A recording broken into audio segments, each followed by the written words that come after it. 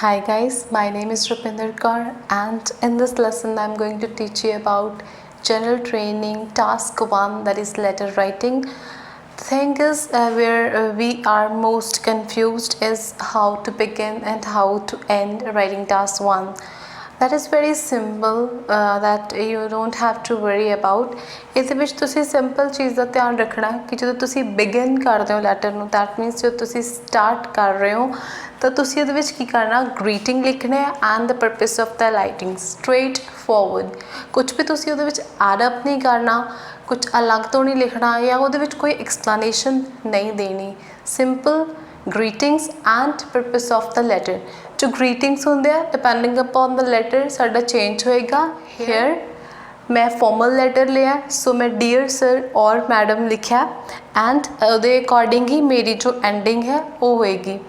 so greeting तो बाद मैं लिखा सिद्धा ही purpose of the letter, that is I am writing in connection with the product that I have bought from your website। Simple ਲਿਖਿਆ, straight forward ਲਿਖਿਆ ਤਾਂ ਪਤਾ ਚੱਲ ਰਿਹਾ ਕਿ ਮੈਂ ਜੋ ਪ੍ਰੋਡਕਟ ਖਰੀਦਿਆ ਸੀ ਉਹਦੇ ਬਾਰੇ ਵਿੱਚ ਲਿਖ ਰਹੀ ਹਾਂ। ਸੋ ਜੇ ਮੇਰਾ ਕੰਪਲੇਨ ਲੈਟਰ ਹੋਏਗਾ ਇਨ ਦੈਟ ਕੇਸ ਮੈਂ ਇਹ ਵੀ ਲਿਖ ਸਕਦੀ ਹਾਂ, I am writing to complain about the product that I have bought from your store or from your website. Simple ਲਿਖਣਾ, ਅਗੇਨ ਕੋਈ ਐਕਸਪਲੇਨੇਸ਼ਨ ਨਹੀਂ ਕਿਹੜਾ ਪ੍ਰੋਡਕਟ ਸੀ, ਕਦੋਂ ਲਿਆ ਸੀ, ਉਹ ਕੋਈ ਲਿਖਣ ਦੀ ਜ਼ਰੂਰਤ ਨਹੀਂ ਹੈ ਬਿਕਾਜ਼ ਉਹਦੇ ਲਈ ਤੁਹਾਨੂੰ ਬੁਲੇਟ ਪੁਆਇੰਟਸ ਦਿੱਤੇ ਹੋਣਗੇ ਜੋ ਤੁਸੀਂ ਬੋਡੀ ਪੈਰਾਗ੍ਰਾਫਸ ਦੇ ਵਿੱਚ ਐਕਸਪਲੇਨ ਕਰ ਰਹੇ ਹੋਣਗੇ। ਇਹਨੂੰ ਬਿਲਕੁਲ ਸਿੰਪਲ ਔਰ ਕਲੀਅਰ ਕੱਟ ਰੱਖਣਾ। ਦੈਨ ਦੀ ਐਂਡਿੰਗ, ਇਹਦੇ ਵਿੱਚ ਕੀ ਕਰਨਾ, ਅਸੀਂ ਜੋ ਇੱਥੇ ਲਿਖਿਆ ਉਦੋਂ ਹੀ ਉਹਦੇ ਲਈ ਹੀ ਸਾਨੂੰ ਜੋ ਚਾਹੀਦਾ ਉਹ ਲਿਖਾਂਗੇ। ਸਪੋਜ਼ ਮੈਨੂੰ ਇੱਥੇ ਕੀ ਚਾਹੀਦਾ, ਮੇਰਾ ਪ੍ਰੋਡਕਟ ਸਭ ਖਰਾਬ ਹੈ ਤਾਂ ਮੈਨੂੰ ਚਾਹੀਦਾ ਕਿ ਬੰਦਾ ਚੇਂਜ ਕਰਾ ਕੇ ਦੇ, so I want attention toward my concern.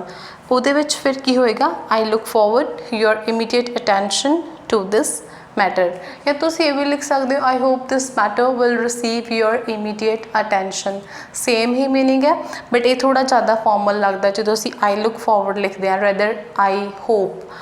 And ਇਹਦਾ ਜੋ ਸਾਡਾ ਕਲੋਜ਼ਿੰਗ ਹੋਏਗੀ ਉੱਪਰ ਡੀਅਰ ਸਰ ਔਰ ਮੈਡਮ ਨਾਲ ਹੈ, ਇੱਥੇ ਯੋਰਸ ਫੇਥਫੁਲੀ ਨਾਲ ਹੋਏਗੀ। ਸੋ ਇਹ ਵੀ ਅਗੇਨ ਤੁਸੀਂ ਯਾਦ ਰੱਖਣਾ, ਫਾਰਮਲ ਲੈਟਰ ਦੇ ਵਿੱਚ ਯੋਰਸ ਫੇਥਫੁਲੀ ਨਾਲ ਐਂਡਿੰਗ ਹੁੰਦੀ ਹੈ ਐਂਡ ਇਟ ਰਿਕੁਆਇਰਸ ਯੋਰ ਫੁੱਲ ਨੇਮ। ਮੈਂ ਰੁਪਿੰਦਰ ਕੌਰ ਲਿਖਿਆ, ਤੁਸੀਂ ਚਾਹੇ ਤਾਂ ਆਪਣਾ ਨਾਮ ਲਿਖ ਸਕਦੇ ਹੋ, ਇਫ ਯੂ ਡੋਂਟ ਵਾਂਟ ਤਾਂ ਤੁਸੀਂ XYZ ਕੋਈ ਵੀ ਨਾਮ ਲਿਖ ਸਕਦੇ ਹੋ ਬਟ ਉਹ ਫੁੱਲ ਨੇਮ ਹੋਣਾ ਚਾਹੀਦਾ, name along with the last name. So I think this is clear because it is very simple. So ਇਸ ਚੀਜ਼ ਨੂੰ ਜੇ ਤੁਸੀਂ ਧਿਆਨ 'ਚ ਰੱਖਦੇ ਹੋ ਤਾਂ ਜਦੋਂ ਤੁਸੀਂ ਲੈਟਰ ਰਾਈਟਿੰਗ ਕਰੋਗੇ ਥੋੜ੍ਹਾ ਟਾਈਮ ਬਹੁਤ ਬਚ ਜਾਏਗਾ ਜੋ ਕਿ ਤੁਸੀਂ ਆਪਣੇ ਮੋਡਿਊਲ ਦੇ ਵਿੱਚ ਬਾਕੀ ਚੀਜ਼ਾਂ 'ਤੇ ਲਾ ਸਕਦੇ ਹੋ। ਮੀਨਸ ਇਫੈਕਟਿਵਲੀ ਬਹੁਤ ਅੱਛੇ ਤਰੀਕੇ ਨਾਲ ਤੁਸੀਂ ਸੈਂਟੈਂਸ ਫਾਰਮੇਸ਼ਨ ਕਰ ਸਕਦੇ ਹੋ ਜਾਂ ਇਹੀ ਟਾਈਮ ਤੁਸੀਂ ਥੋੜ੍ਹਾ ਜਿਹਾ ਪ੍ਰੂਫ ਰੀਡਿੰਗ ਲਈ ਵੀ ਬਚਾ ਸਕਦੇ ਹੋ।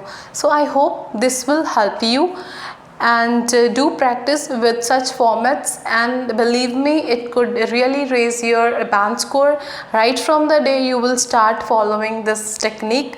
So with this, thank you. Don't forget to subscribe to my channel, like and comment to my videos. ਤੇ ਜੇ ਤੁਸੀਂ IELTS ਕੋਰਸ ਲੈਣਾ ਚਾਹੁੰਦੇ ਹੋ ਤਾਂ ਇਸ ਦਿੱਤੇ ਹੋਏ ਨੰਬਰ ਤੇ ਕਾਲ ਕਰੋ ਜਾਂ WhatsApp ਵੀ ਕਰ ਸਕਦੇ ਹੋ। I'll reply you immediately. Thank you.